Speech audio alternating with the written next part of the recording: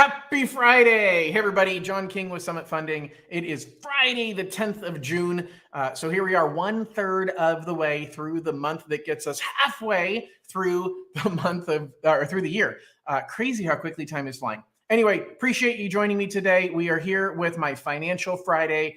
Every single Friday at 12 noon, I'll be coming to you live with financial information, whether it has to do with the mortgage industry, whether it has to do with just building wealth, planning for your retirement. My goal is to really help you build wealth through real estate and in general, your overall financial health through our Financial Fridays.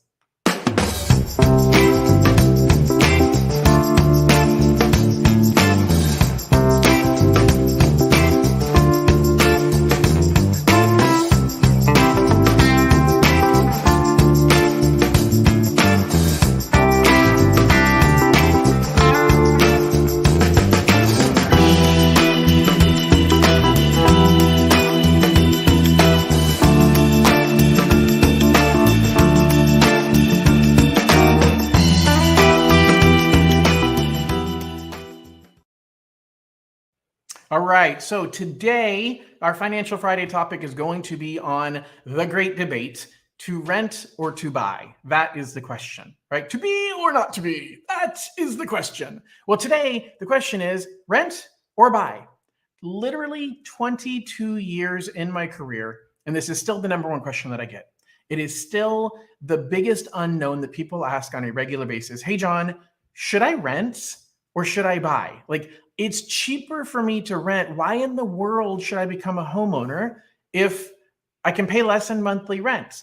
And the truth is, there's an argument that says that's a good idea. And I'm going to cover that argument in detail today. And I'm going to cover the argument of why you should stay as a renter. And I'm going to cover the argument of why you should become a homeowner. Now, I am pro homeowner camp. So, back in my day, I'm old. I remember the commercial, tastes great, less filling, the Miller Lite commercials. Well, the debate we got, stay a renter, become a homeowner. It's a debate. Nobody knows what the right answer is.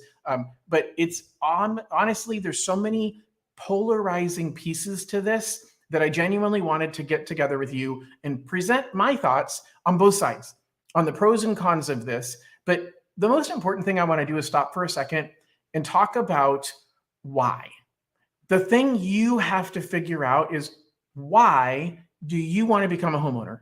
And it does not matter why I think homeownership is a good idea. It doesn't matter why your best friend thinks that being a renter is a good idea. You have to decide your why. What is important to you? And where are you going in your life? What are your financial goals? What are your life goals? How important is family, and how important is stability in that family? For some people, that's super important. How important is flexibility? All of these things I'm going to talk about, and every single one of them is going to be a personal decision. You have to look at all of the pros and cons of homeownership, and you have to say, is it a good idea or not? Or should I stay as a renter, or should I become a homeowner? And the pros and cons, I'm going to go through those in just a minute. But the pros and cons are less about that issue.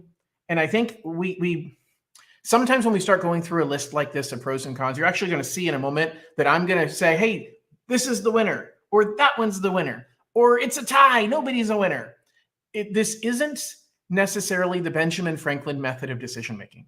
By the way, if you don't know what the Benjamin Franklin method of decision-making is, let me take a quick tangent here and explain to you. Super simple. You've heard of this, you just never heard of it by this definition or by this name. And that is, you literally take a piece of paper and you draw a line right down the middle. And the left side is all of the reasons why you should do something. And the right side is all the reasons why you shouldn't do something. And then you write down all the reasons that you possibly can of the reasons that you should, and all the reasons that you possibly can of the reasons that you shouldn't. And in the end, whichever list is longer wins. I'm not sure that's a good decision-making tool, because there's something called confirmation bias. Confirmation bias says, you can find reasons to confirm what you believe to be true. And it holds true when we predict the future. When I'm sitting here saying, hey, I think interest rates are going to do this, or I think they're going to do that, I can find statistics that will agree with my thinking. That's called confirmation bias. Well, the truth is, if you think homeownership is a bad idea and you should stay as a renter, it's easy to make that list super, super long, because you can nitpick. And you can say, well, I get this and I get this and I get this. Well, all three of those might actually be a different way of saying the same thing. but it makes the list longer. So be careful when you weigh pros and cons. I'm going to do it, but my purpose is to really get you thinking about what is important to you. Who am I? Where am I at today? And where am I going? And does this help or hurt me get to where I'm going? That is the reason why I'm going through this. And again, pro homeowner camp, but that doesn't mean I'm trying to convince people to be a homeowner. Regularly, I tell people this is not the right time. This is not the right situation for you. So that's really my goal today. So let's dive in now and take a look through a list of some of the pros and cons. So my first question is about flexibility.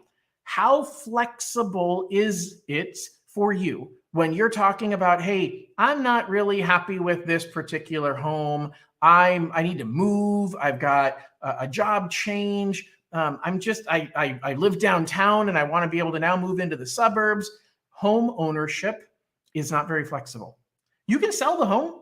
You can convert it into a rental and buy another home, but you've invested a lot of money into that home. And to sell it, you've got to pay commissions to realtors to get out of it. If the market's not very strong, then you might not have a lot of liquidity or ability to make that sale happen. And so with renting, you just give your landlord notice. If you have a lease, break the lease. It might cost you, a few months worth of rent, but you can break the lease. You can't walk away from your home. You walk away from your home, it ruins your credit. You break a lease, you write a check for a little bit of money, and it doesn't ruin your credit. So home ownership is much more difficult to lead a flexible life. So if you're in a position where John, I'm going to be getting multiple job transfers. The industry that I work in moves me across the country on a regular basis. Then you might or might not be in the best position for home ownership. It depends on a lot of other factors, but that certainly is a check in the box of the column for renting. Renting is way, way more flexible. So that's my first thing. So let's look at the next thing on the list of tactics, of questions beyond flexibility. So our next tactic, what's my next one? Maintenance cost. Again, renting wins on maintenance cost. Here's the deal. When you are renting a property, your landlord pays for the repairs. Now, some people are the type of a tenant that they want to do the repairs themselves and they work out a deal with their landlord, but usually you're either getting reduced rent because you're taking great care of the property or the landlord's reimbursing you for the work. The fact is, it's the landlord's home. When the toilet breaks at midnight, you pick up the phone and call the landlord. The landlord comes and fixes it. The landlord pays for the repair person to come out. It is not your home. It is not your problem. The opposite is true when you own. It is your home. It is your problem. Now, you can offset that a little bit through a home warranty. I bought my home that I'm in right now a little over a year ago, and 10 months into February this year. So 10 months after I purchased my home, and my heater in my basement caught on fire. Like literally called the fire department, kind of caught on fire. Okay. Thankfully, it was contained to the heating unit. It was more of an electrical fire, but set off my smoke detectors and smelled a little bit of burning circuit boards. So I called the fire department. They came out here. They finally figured out where it was coming from. And literally it was burning inside of the unit. I have a home warranty. My home warranty paid to repair the heater. If I renewed my home warranty, I did renew it. So not if, but I did renew my home warranty, which means that if the heater goes out again, if the repairs that they did don't work, then I get to have the heater fixed again or replaced. So a home warranty is not the end all be all. It doesn't cover everything in the home, but it does help you predict the repair costs in your home. So even though for sure maintenance cost is a check mark on the side for renting, the truth is there's ways to budget for your repair cost as a homeowner, and a home warranty is the really big way to do that. So that one is not as skewed towards renting as one might think, but it definitely is a win in the renting side. All right, so let's look at our next thing. Our next thing is cash needed to move in. And we're going to talk about this a little bit. We're going to talk about how much money you need. In general, you are better off. You need less money when you're renting. First and last month's rent is typically what they need. So you have an easier time getting into the property. Your rent is $2,500, then you need about $5,000 to get moved in. Versus if you're a homeowner, you've got, 3% down payment as a minimum, which is going to be on a $500,000 home. That's $15,000, 3 times what you would need to move into that property as a rental. Yet you also have closing costs. Your closing costs are sometimes upwards of another 3% of the purchase price. So now you're looking at another $10,000 to $15,000.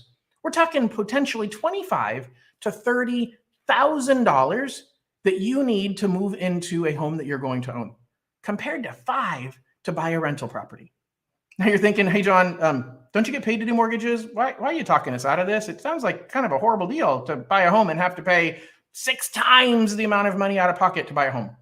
Trust me, there's a lot of other benefits, but I am giving huge amount of credibility to the argument that being a renter is better. And there are certainly reasons why being a renter is better. And the amount of cash needed to purchase a home is for sure greater than what you need out of pocket for renting in most cases.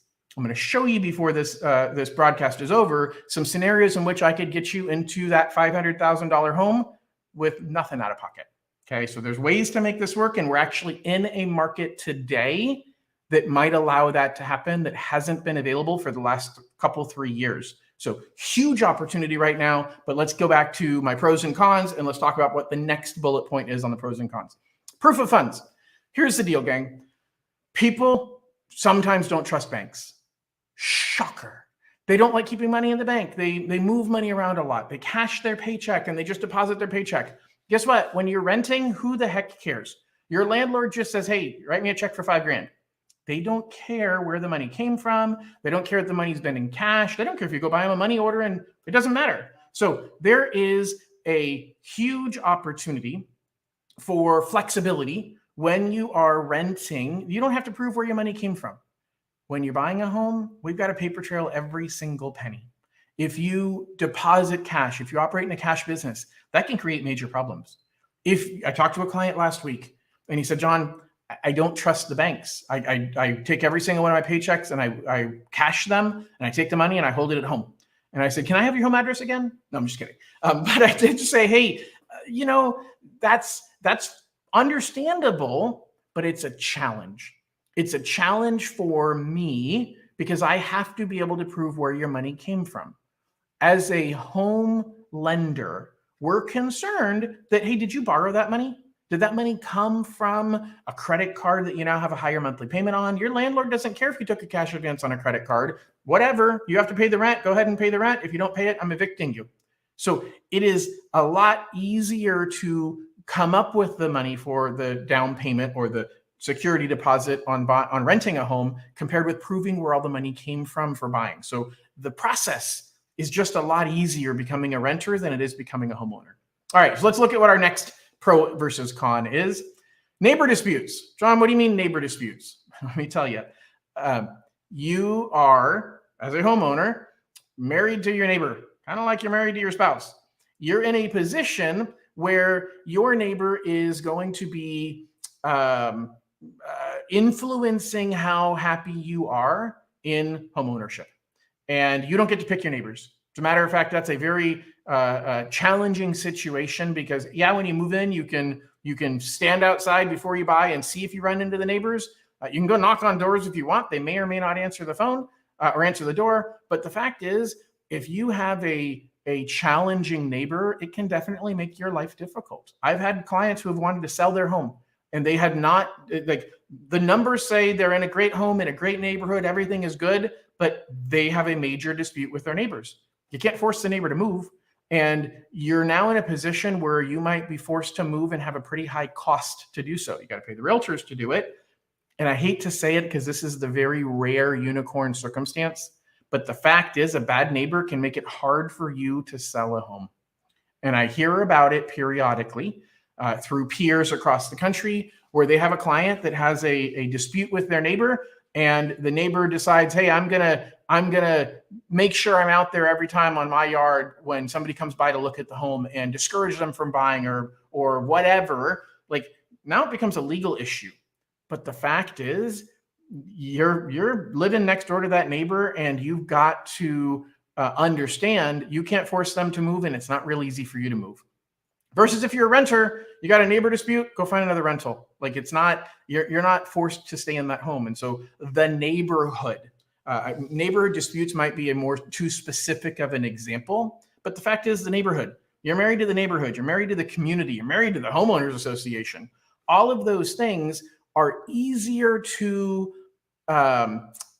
change when you're a renter. They're not so easy to change when you're a homeowner. So make sure that you've done your due diligence and your research before you end up married to that neighbor and or that neighborhood or homeowners association. All right, let's go back and take a look at my next one. My next pro versus con, housing market volatility. So I'm going to camp out on this one a little bit. Housing market volatility. First of all, I'm not sure that there's a winner either way on this. As a renter, you don't need to worry if housing prices drop. You're not going to lose money. But as a renter, you also don't get the gain if housing prices go up. And as a homeowner, well, you get the gain if housing prices go up, but you eat the loss if housing prices go down and you have to sell. So let me digest this. Let me break this down a little bit more. In a minute, I'm going to show you some numbers on my computer to put some real numbers behind this.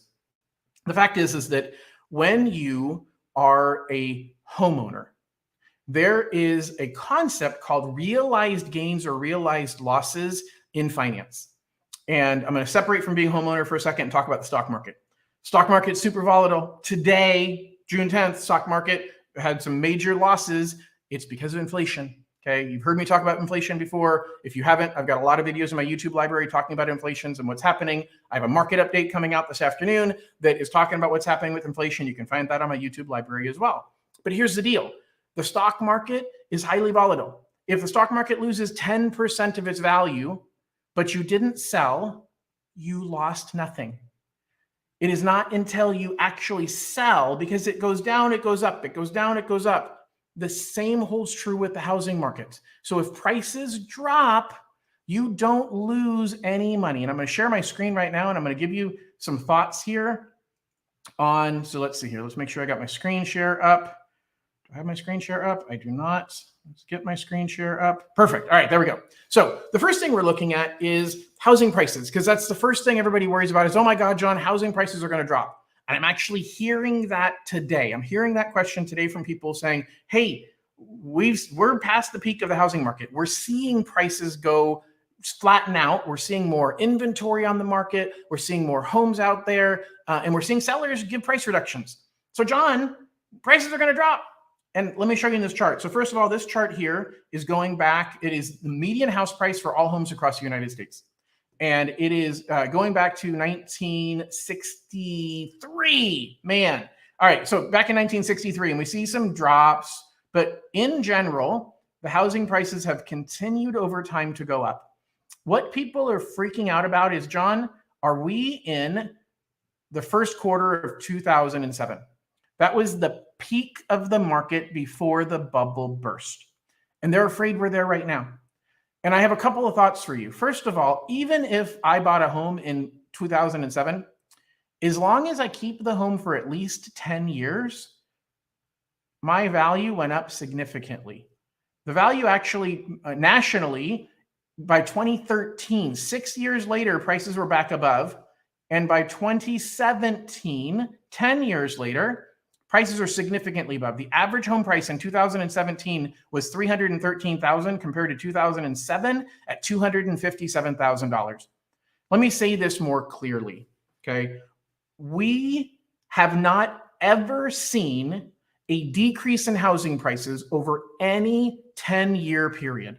So if you take any period in history and you pick a date and you go forward 10 years, we have never lost value. Even in the Great Recession of 2007, 2008 through 2010, 2011, we didn't lose value if you were in there long enough.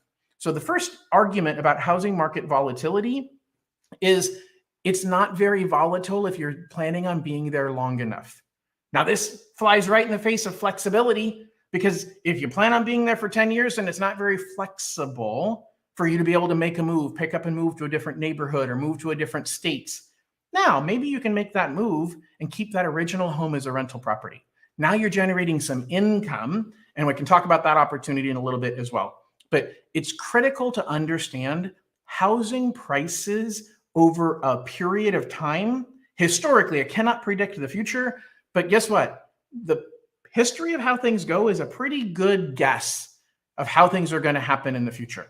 Okay. History does not repeat itself exactly, but it often rhymes. I can't remember who that quote is attributed to, but I think it's Mark Twain. But the bottom line is, look, history kind of rhymes. It kind of sounds a lot like the future sounds a lot like the past.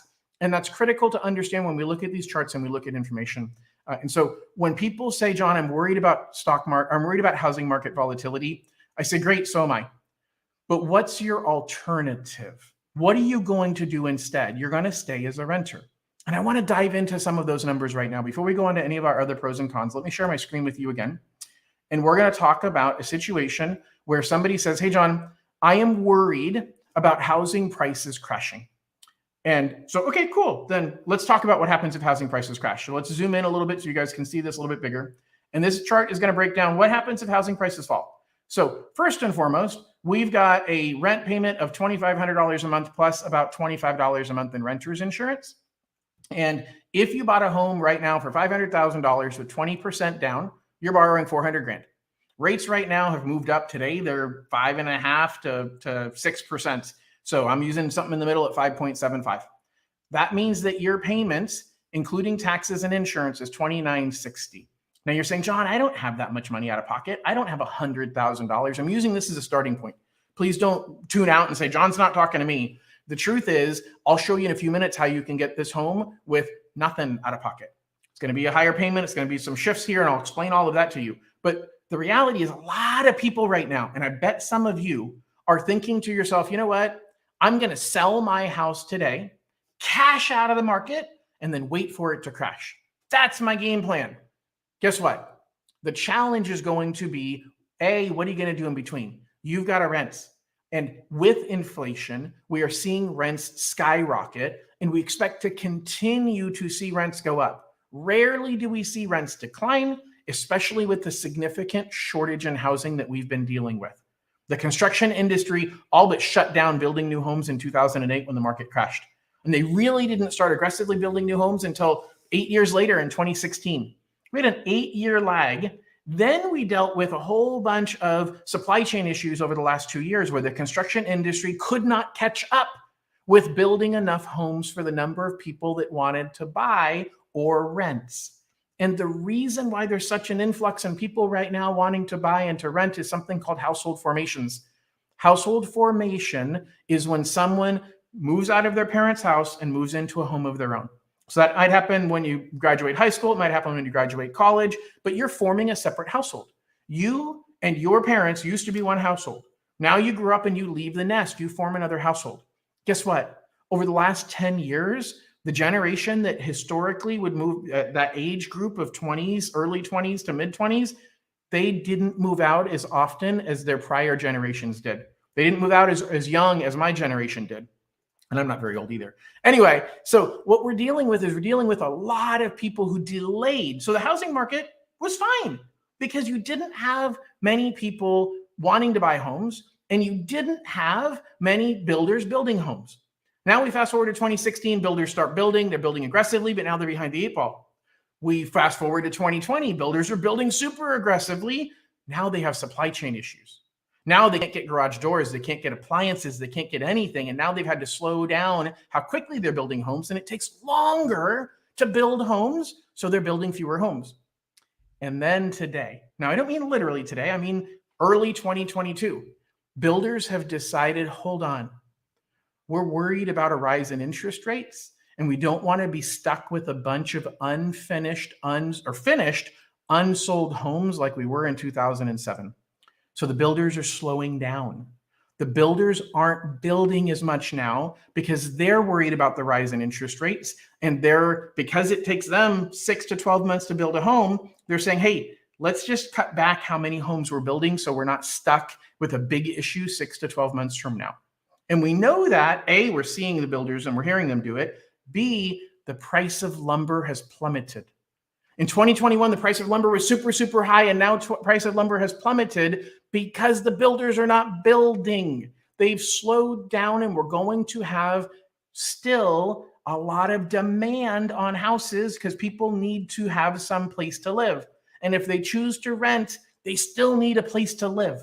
which means that if everybody who was going to buy says, I'm not buying, then every one of them is now a renter. And that means you have that much more competition of renters searching for the same few homes.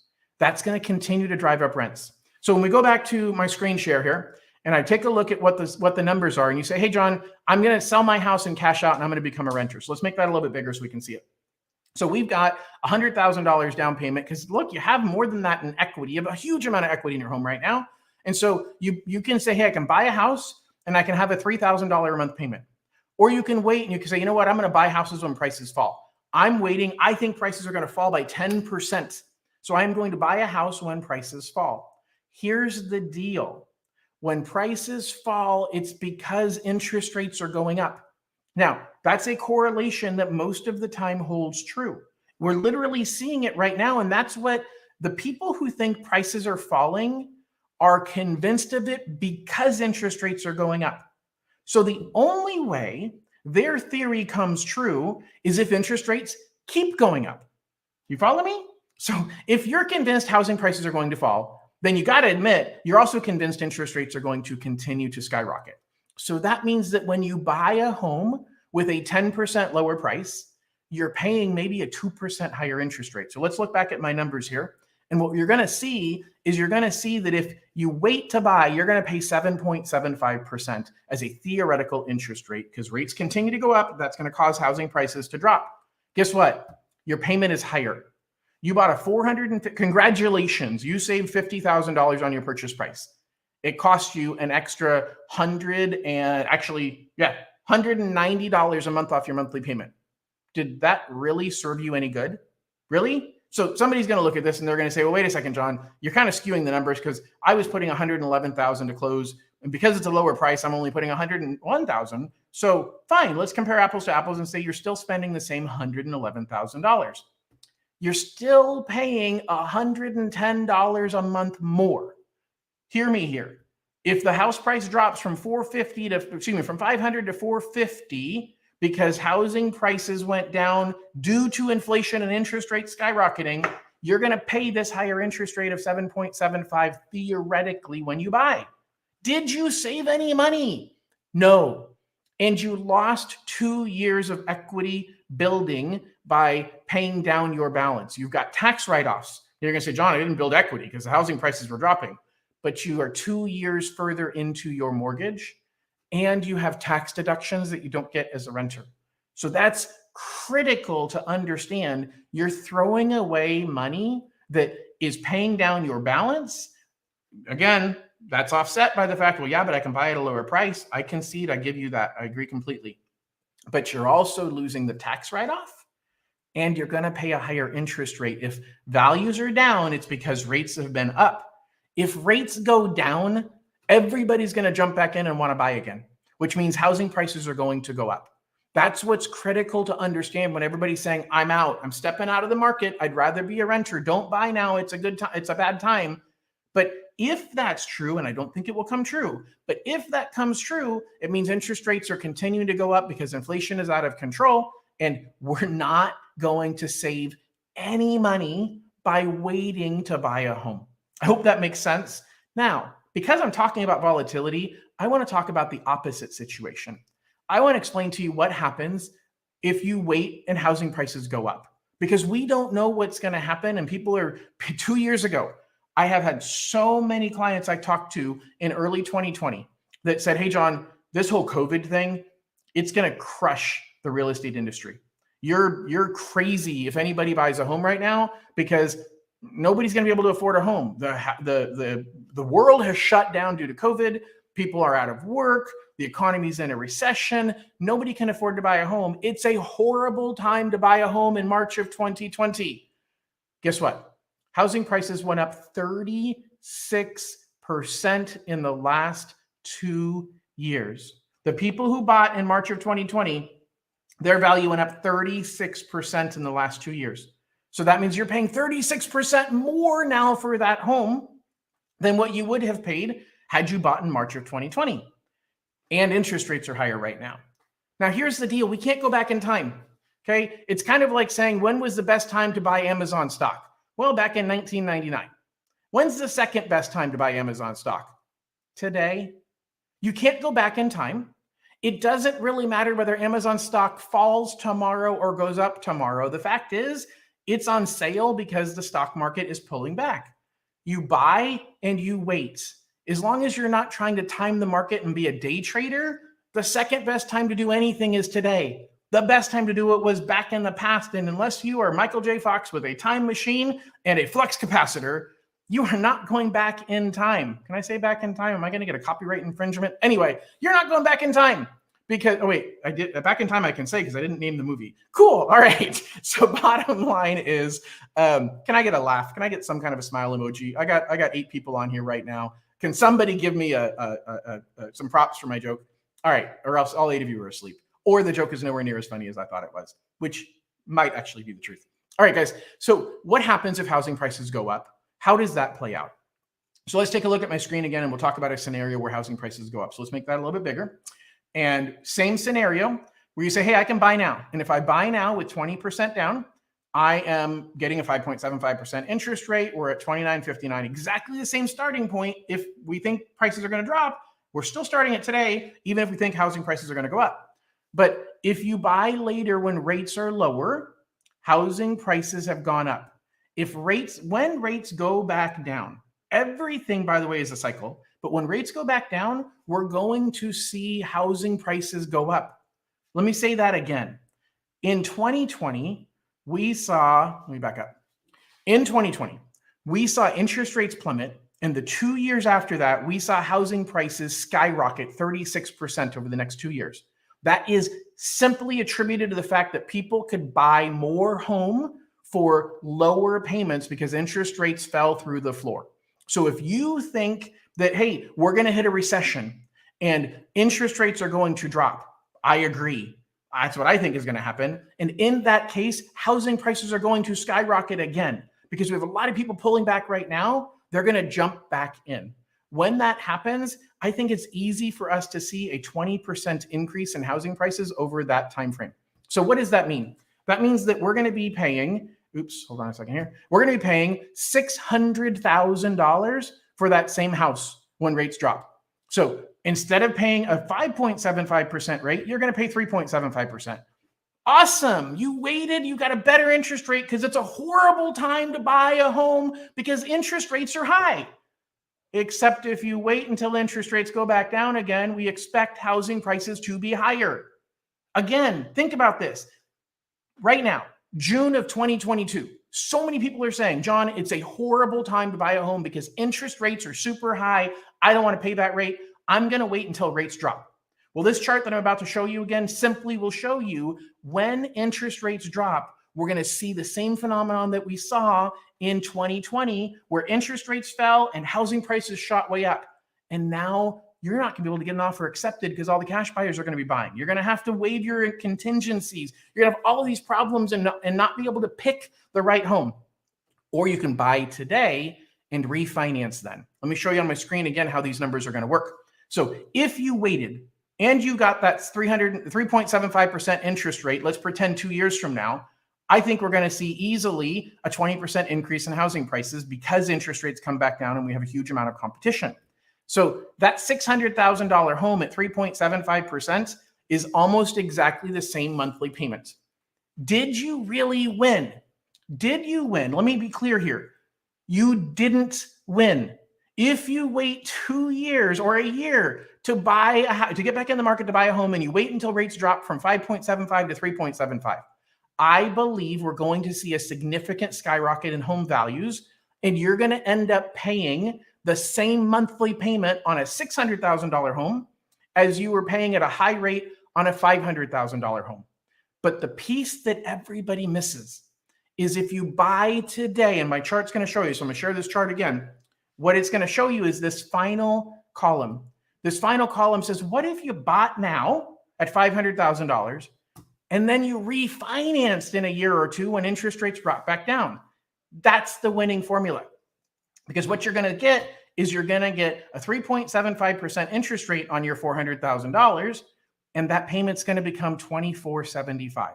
You're going to save $500 a month.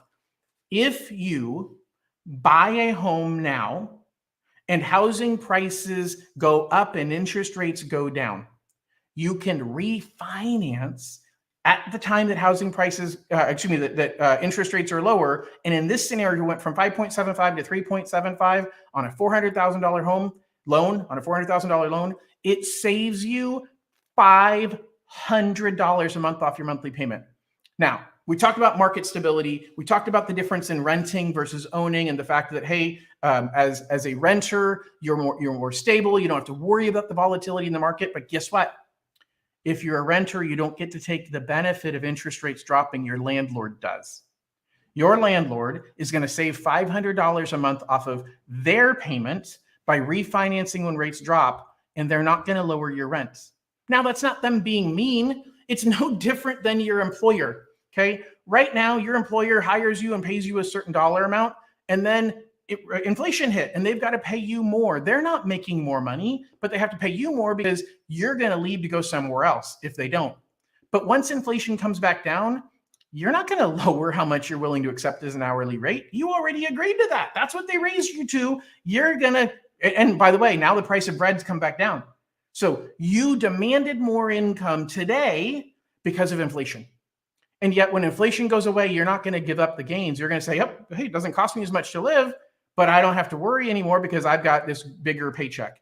Your landlord thinks the same way. They're not greedy. They're realistic. They get that income and they're not going to lower it unless nobody's willing to pay it. It's simple market economics of supply and demand. So if you're worried about market volatility, if you're in a position where you're saying, hey, the housing market's volatile, I don't want to buy a home because I'm afraid of blank. The truth is, unless you are in a position where you're freaking out, unless you're in a position where you need the flexibility to move. You're saying, hey, John, I got to be able to sell in a year. I got to be able to sell in 2 or 3 years. Then I'd be a little concerned. But housing market volatility, when I go back to that chart I showed you a few minutes ago, housing market volatility doesn't likely impact you. I'm going to go back to that chart here. Hold on a second. Let me pull it up. Wrong chart, John. Here's the... Oh, it's going slow. Okay, here's the chart. So if you go back to how that chart, you're going to see that over any 10-year period, we didn't lose value. We have never lost value in any 10-year period. And so if you are worried and saying, hey, John, I am afraid that housing price volatility is going to impact me. So if you're in that position, if you're saying, I'm afraid housing market volatility is going to impact me, yes, being a renter takes away that volatility. It removes that from being an issue for you. But guess what? You also lose the benefit of homeownership and the growth of equity. And I'm going to share how all that works in a couple of minutes. All right, let's go back to my Q&A and let's talk about some of the other things about, hey, what are the pros and cons of renting versus owning? So stability for your family. This is where we get a little bit more emotional. This is where you think back to your childhood. Did you move from one school to another during your childhood? Or were you in the same school from kindergarten through graduation in high school? We all had a different experience. But guess what? That experience shaped who you are today. And you, as a parent, need to think, what experience do I want my kids to have? Because if I'm a renter, I can't control if the landlord decides to sell the property and now I have to move to a different school district. I can't control if the landlord ends up not paying their payment and the home goes into foreclosure. You have zero control over your stability, and that puts a strain on your family, and it puts a strain on what life you want to build compared to the life that you grew up. So if you're in a position where you say, John, I either stayed in the same high school, stayed in the same school, and that shaped me and I have friends for life, or I didn't, and that shaped me and I feel like I missed out on something. Now there's a whole other camp that says, hey, I changed schools 4 times and I loved it. I don't hear many people say it. I'm sure there's people out there who feel that way, and more power to you. And if you believe that, hey, that made me stronger, that gave me connections across the country, I'm sure there's many, many things that we can take as a positive out of that. But the fact of the matter is, most people that I know that I talk to, the stability of having the same school and being raised with the same peers is a positive. And that stability for your family is something that you can only guarantee as a homeowner. As a renter, you might be lucky and stay in the same house or stay in the same neighborhood, but I know I grew up literally in the same bedroom. Well, no, I bounced around a few different bedrooms in the house, but I grew up in the same household. Literally, I was born in that house, and I graduated high school in that house and moved out and bought my own home with my parents still living there. And that shaped who I am, and that gave me stability of who my neighbors were and what kid I could play with at night, and how long it took for me to get from one place to another. I knew what I needed to expect, and it shaped who I am and how I grew up. And if that's critical to you, definitely that's a win for home ownership. And I think that the other piece I'll talk about, and I don't have a slide for this, but it's really an important piece, is the financial stability that comes from home ownership can mean a lot to your family. I've helped so many people over the years in purchasing homes. And one of the things that I enjoy the most is digging deep into why. Why is it important for you to be a homeowner? And I remember back in 2005, and I helped a family purchase a home in Waterford, California. So we're talking, 40 miles south of Modesto. Bought a brand new home in 2005. Now, by 2007, that house price had crashed. That market had plummeted. By 2015, the price was back. But here's what's most important is I remember the conversation with him, and I said, Juan, why is it important to you to buy a home? And he goes, John, I want a place to raise my kids. And I said, okay, what is it about buying a home that makes it important to you when it comes to a place to raise your kids? And he goes, well, I want to have stability for my kids. And I said, okay, but why is stability important to you, Juan? And he paused for a second. He goes, I want to be able to provide things for my kids that I didn't have when I was growing up. And I said, Juan, I understand that, and I think that's really, really important. But if you don't mind me asking, why is that important to provide things for your kids that you didn't have when you were growing up? And now he took a really deep breath. He said, John, I didn't go to college because my parents couldn't afford for me to go to college. And more importantly, I could have gotten scholarships, but I couldn't afford to leave my parents without me helping them pay for everything in their home. And they were renters, and the rent kept going up. And I just know, I've watched my friends do it, that if I owned a home, my friends whose parents owned homes, they were able to tap into the equity in their home to pay for college. And they had the stability of knowing that their rent payment wasn't going to go up. And so they didn't need that extra pair of hands to go out and get a job at 18 years old. And that's not what I want for my kids. I don't want them to have to sacrifice the decision that's best for their future because of the financial position that I've put them in. And that's really the most important reason why I want to become a homeowner. And guys, that is what I'm talking about when I say understand your why. All of these things, even for him, the fact is that the housing market fell out from underneath him 2 years later. But he had a fixed rates. He had a fixed monthly payment. He was able to stick through it and stay. And now he's got a huge amount of equity in that home. And his kids are about to go to college. Like literally his kids were being born at that time and they're getting ready to go to college. And he's got the equity in the home to be able to make it happen. That to me is really where it comes down to. All the rest of these pros and cons are important. But this is the decision you need to make. How is this going to impact your long-term wealth? And am I ever going to get there as a renter? That's the thing that I think you need to be paying attention to, and that you need to decide what is important to me and what sacrifices am I willing to make. All right, so let's go back to my Q&A, and let's talk about some more pros and cons of homeownership. So customizations. You ever move into a rental property and you're like, hey, I want to paint the bedroom. You got to call the landlord and ask for permission. You want to, do something different with the backyard. You got to call the landlord to ask for permission. And guess what? You're likely going to have to pay for it, and you don't get to keep it. Like, it's coming out of your pocket. The landlord doesn't want you to replant the backyard. They're fine with it. So you're going to do it because you want something beautiful. But then the landlord's going to evict you in 6 months when your lease is up, and you don't get to take the backyard with you. So you're improving somebody else's home. Those customizations don't belong to you. So clear winner. When you want to customize a home, owning that home, you get the increased value or the increased marketability. Actually, it's a critical moment for me to stop for a second and explain the difference between value and marketability. There are upgrades you can do to a home that make it more valuable There's upgrades you can do to a home that make it more marketable. And they are not the same thing. Value says somebody's willing to pay extra for your home compared to the identical home that doesn't have those features. So value might be, hey, this house has all upgraded kitchen. The kitchen's been completely redone, the countertops, the bathrooms, the appliances, everything is redone. That makes the house more valuable. Versus a home that has a new roof compared to a home that has a 3-year-old roof. Guess what? A roof is just expected to work. So the fact that you did the top of the line roof, that you put in the top of the line air conditioner, most people aren't going to pay extra for that. It's like, okay, cool. It's an air conditioner, dude. Like, not real sure why you think this is a big deal, but you push the button, it makes the house cold. That's what it does. I'm not going to pay anything extra for your home compared to the one next door just because you have the top of the line air conditioner. But for exactly the same price, and you can point out to that person, hey, mine has a brand new roof and it has the top of the line air conditioner, and you can get those two things for the same price as the one next door. They're going to buy your house hands down first. That is the definition of something being more marketable. It doesn't make the house worth more. Somebody's going to say, you know what, I'll take the cheaper house. I'm not worried about having the brand new air conditioner.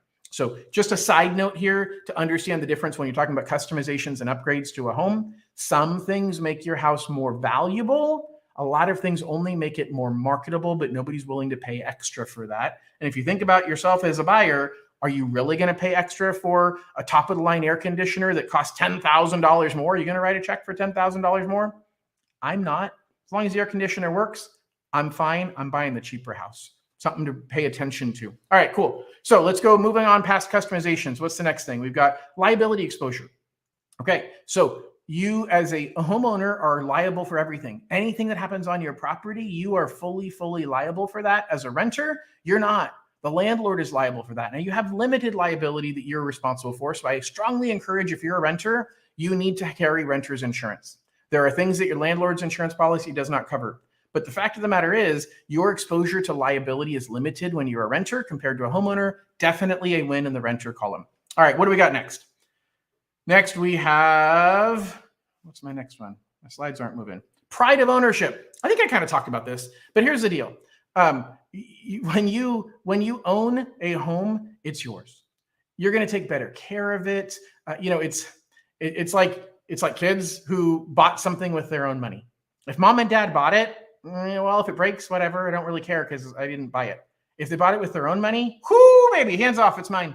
Be careful with that. Don't touch it. It's mine. Don't touch. It's a big difference when something belongs to you versus belongs to somebody else. And I think that's really, it's intangible. We can't put a dollar sign behind that. But the reality is, having something that's yours, that's the American dream, isn't it? Like I own my home. It's mine. I can do with it what I want. It's my domain. It's mine. That pride of ownership is critical, and you can't have that if you're a tenant. So that's that piece. All right, what do we got next? Ability to move on a short notice. That for sure is winning on the rent side. You can't move on a short notice unless, well, I guess technically you could move out of your current home, leave it as a rental, and go buy another home. But let me stop and talk about this for a second. Not all homes make a great rental property. I have a video that I did actually an hour-long video on investment properties, and I talk in there about converting your current home to an investment property. Check out my YouTube library for that one. But here's the simple answer. Your home may be a perfect primary residence and a horrible investment property. Now, technically, if you needed to move on short notice, you could keep your current home as an investment, move and go rent somewhere else.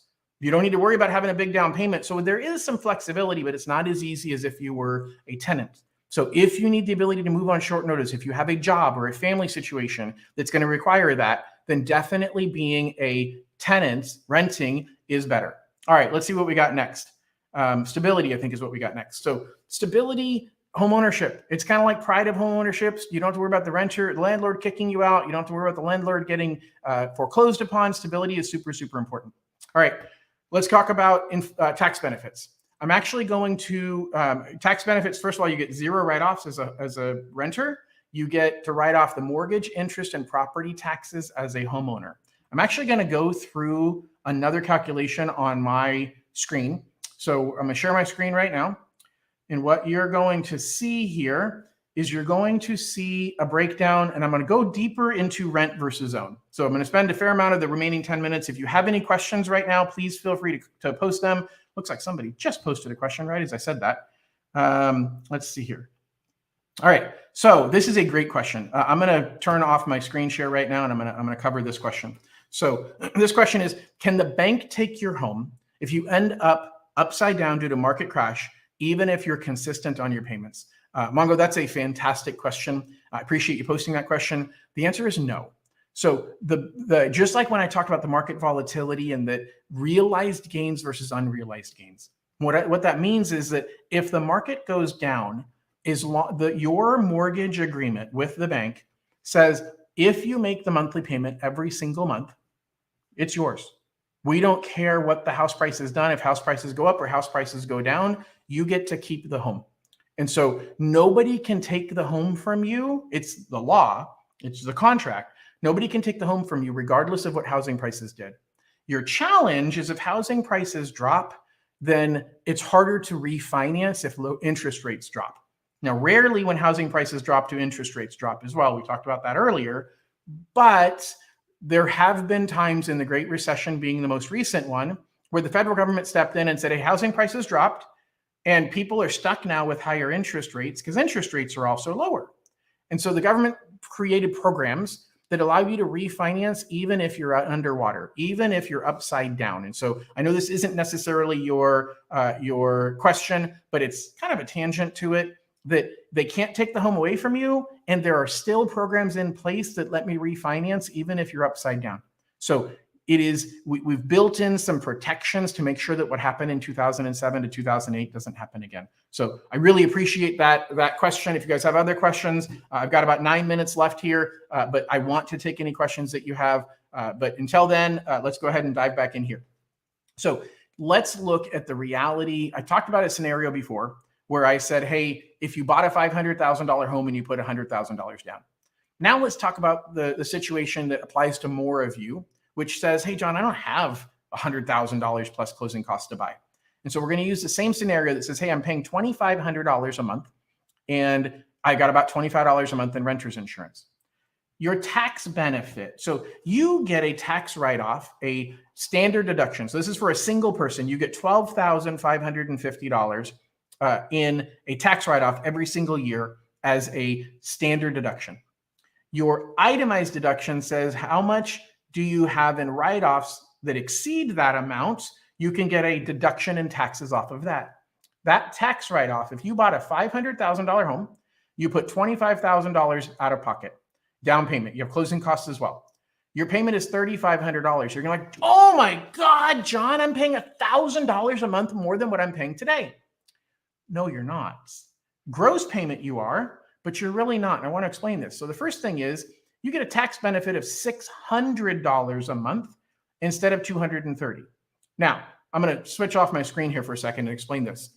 You are not getting $600 in your pocket unless you change the withholdings on your tax return, on your paycheck. You can change the deductions or the withholdings on your paycheck, and you can literally see that extra $500 or $450. You can see that money every single month to help make your mortgage payment. So many people think tax benefits have to wait until the end of the year and I'll get a bigger tax refund. No, you don't.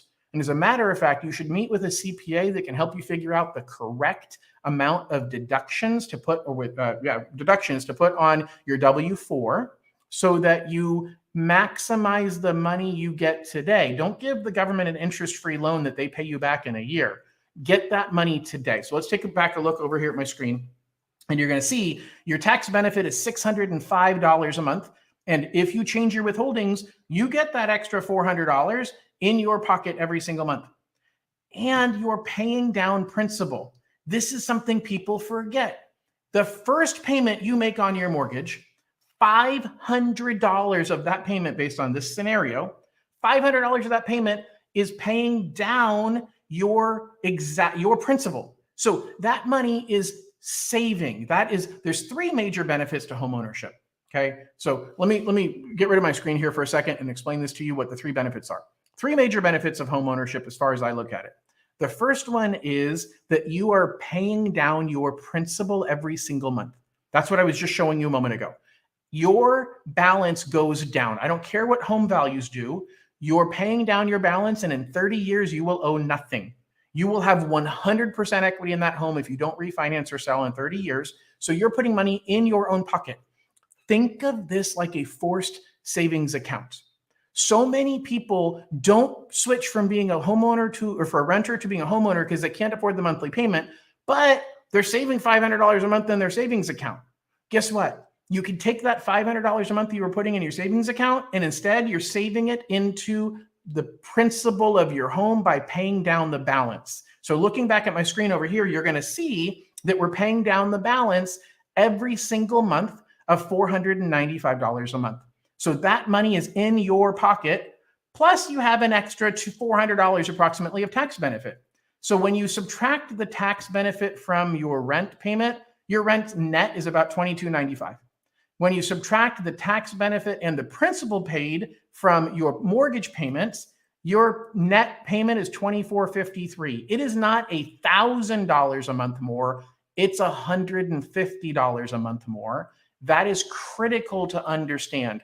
You need to realize that you're not spending $1,000 a month more because you're getting a tax write-off. That's the second of the three major financial benefits of owning a home. The first financial benefit of owning a home is you're paying down principal. You're putting money in your own pocket in that way in a different type of savings account. The second benefit is you get a tax write-off. You're not giving as much money to the IRS. The third major financial benefit of homeownership is appreciation.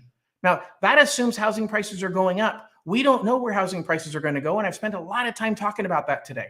But whether housing prices go up or down, every single month you are saving money in principal payments, putting money into that savings bucket, and you're getting a tax write-off. That's critical that people do not understand, and I need to make sure that you understand how this plays out for you. You say, John, that's great. Problem is I don't have $38,000. I can't come up with it. So how does this apply to me when I don't have $38,000? Well, first of all, or I can't afford $3,500 a month. First of all, you can say, hey, buy a cheaper home. So you can buy a $450,000 home and your payment's about $3,200 a month, and you're coming up with $35,000. And by the way, your net payment is identical to, actually cheaper than rent. If you bought a $450,000 home, once you subtract out the tax benefits and the amount of money you put into savings, into principal pay down, your net monthly payment is cheaper than your rent. People only compare this top line number and say, no, John, it's $700 more. Because you're picking up a lot of savings right here in the tax benefit and the principal paid. But guys, before we wrap up, I want to show you the most important option that's available to you today. And that is this one right here, which is the $450,000 home with a seller credit and down payment assistance. Now, the first thing you're going to say is, John, that rate's stupid high. I'm never going to do this. Well, let me explain. First of all, this is a conventional loan, and you're not going to have any mortgage insurance because we're buying out of the mortgage insurance. Part of the closing costs is paying off the mortgage insurance. So you don't pay any mortgage insurance fee. That saves you $150 a month. Now, your payment for that same home is going to be about $400 more because the higher interest rate, but you're saving $150 a month off of your mortgage insurance. So the truth is it's only about $250 higher in total monthly payment. Okay, but the most important piece of this is how much cash you need. So first of all, you get a bigger tax benefit because you're paying more in interest. So people are freaking out. Oh my gosh, John, I shouldn't pay that much in interest, but you get a bigger tax benefit. So you're picking up $200 a month in greater tax benefit. Now, a little bit less of your payments going towards principal. So you're losing a little bit there, but guys, here's the net. The net is your payment after subtracting out the tax benefit and the principal paid is $23.68 compared to if you had come up with cash out of your pocket for that same $450,000 home, your net payment is $22.08. I'm going to link to this scenario so you'll be able to actually click on this chart down below in the comments. I'll put a link in here to each of these scenarios so you can kind of see how the numbers work. But the bottom line is, here's the cool thing. You literally came out of pocket with nothing. Yes, nothing.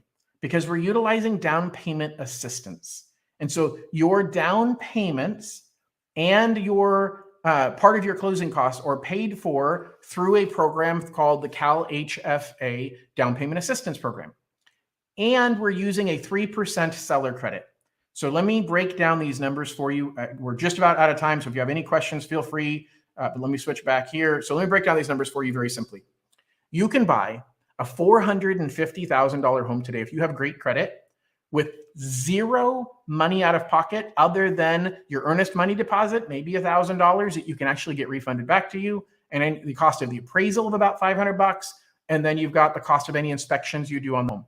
Literally, you can get into the property for a couple $1,000s. Here's how. Because we're using for a $450,000 home, you're going to have a payment of $3,466 a month based on today's rates. But you're going to get $740 a month in a theoretical tax benefit. You're going to get $350 a month in principal paid down that you're not getting as a renter. And so that net payment is $2,375 approximately after you take advantage of the tax benefits and after you take advantage of the principal pay down. That's, again, principal pay down is setting aside money that you otherwise would have saved in a savings account. So that isn't money you're seeing in your pocket. It's replacing money you would have saved somewhere else. But here's the critical component to this. You're getting down payment assistance. You have to pay that back later, but later housing prices over a 10-year period have always gone up. So you're going to have equity to pay back that assistance, and you get the seller to give you a 3% credit, which on a $450,000 home, we're talking about $13,000-ish, $13,000. Okay, you're talking about a $13,500 credit from the seller. Now, John, why is a seller going to give me a $13,500 credit on a $450,000 home? Because there aren't as many buyers out there trying to buy that home. And as that buyer doesn't come knocking on the seller's door, the seller says, I'm going to, you know what? I don't have much of a choice. I got to lower my price. But if you write an offer on a home that has been sitting on the market before they do a price reduction, you're likely to catch them thinking about a price reduction. Now, you don't know whether they were going to drop the price by $5,000, $10,000, $15,000, or $20,000. But there's a good chance if you gave them a bird in the hand and said, hey, I'm going to give you your full $450,000, and all I want in return is $13,500, then you're really giving them $436,500. They were about ready to drop the price to $435,000. They're happily going to accept your offer. That's the opportunity that exists in today's market that didn't exist any time over the last 2 years. So if you've been sitting on the sidelines, or if you've even been trying to buy but couldn't succeed, don't worry about today's interest rates. Clearly, you have to be able to make the monthly payment. But what I want you to do is to reach out to me. There's going to be, I'll actually put a form in the comments down below. It's basically quicklook.johnloanking.com. So if you go to quicklook.johnloanking.com, you can answer about 10 questions for me, and I can run one of these rent versus own scenarios for you. And I think that's the key as you're thinking about, John, is this a good idea or not? The chart that I just ran, I can run it for you by going to quicklook.johnloanking.com. We're going to post that into comments on each of our platforms so that you've got that information. Guys, I appreciate your time today. We've got our call next Friday. We're going to talk about renovation loans, how to buy a fixer home, how to finance the upgrades, ways to find an opportunity, a diamond in the rough. So you've got an opportunity to buy a home that is in tough shape and you want to fix it up. I've got that opportunity to help you do that next week. So join me at noon next week. If you've appreciated this information, please like, share, and subscribe to my YouTube channel. I'm regularly putting updates out there. And please share this on your social media platforms. That really helps me to be able to get more eyeballs on the information that I'm putting out there. Thanks, everybody. Have an absolutely amazing weekend, and we'll talk to you soon.